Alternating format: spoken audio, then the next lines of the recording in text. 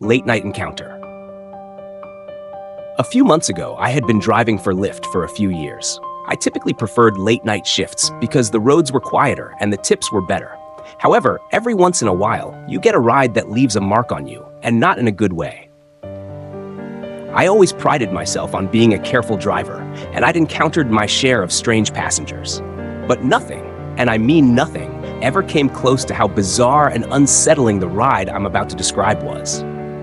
I didn't have a dash cam at the time, but that night was the reason I installed one.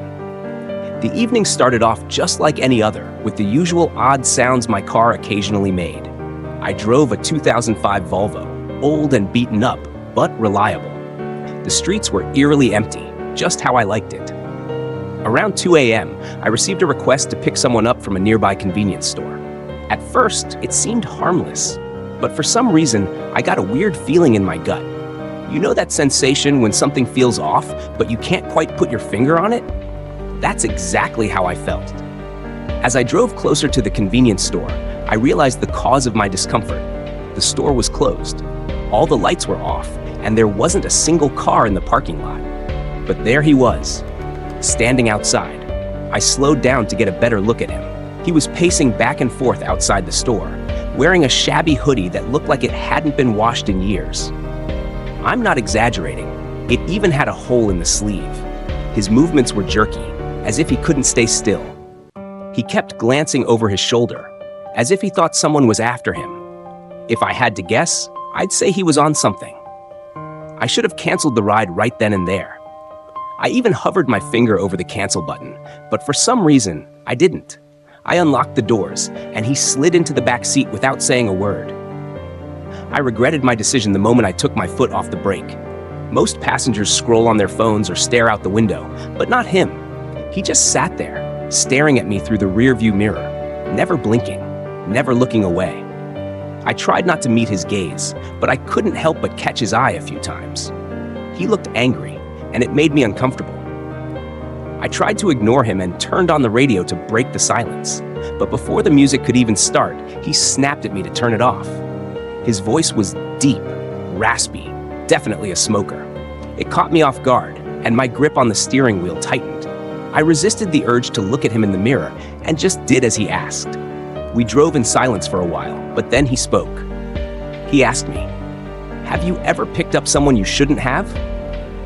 His question hit me like a ton of bricks. I let out a nervous laugh and said, "I hope not." I was trying to keep the situation light, but he didn't react. Instead, he leaned back and mumbled something to himself that I couldn't hear. Then, he started going on about how he used to be an Uber driver, but quit after some punk stole some stuff from his car.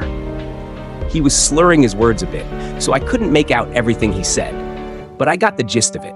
What really unsettled me was the fact that he was smiling the entire time. He was smiling about getting robbed, something most people would be furious about. That smile just felt wrong. He ended his story with, "It's funny how much trust you put in someone sitting right behind you." That comment sent chills down my spine. I began to think of him not just as a strange, possibly drug-addicted passenger, but as a potential threat. I was scared, but there wasn't much I could do. I kept my eyes on the road and focused on the GPS, hoping to make it to his destination safely. But the guy didn't stop talking. He babbled on about random nonsense, some of it concerning, some of it just gibberish. I honestly couldn't keep up. Then he started apologizing to someone, though I wasn't sure who. He said he had done something awful, something that made him a bad person. He repeated, "I didn't mean it," over and over, followed by frantic sorries. I didn't say anything. I didn't want to provoke him, but at this point, I wasn't sure what he was capable of. We were only a few minutes from his stop when he suddenly yelled that I had missed the turn. I hadn't missed it.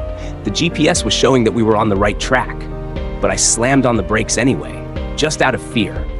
He demanded that I pull over, so I did. My hands were shaking.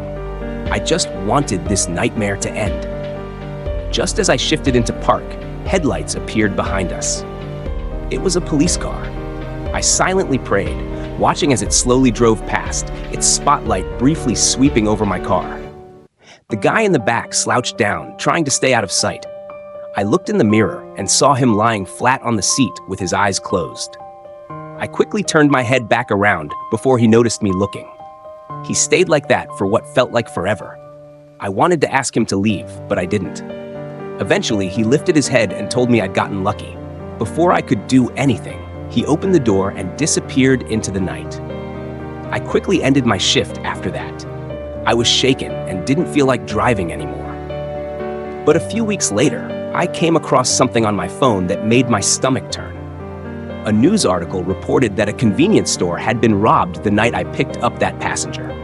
It had happened just 2 blocks from where I had picked him up.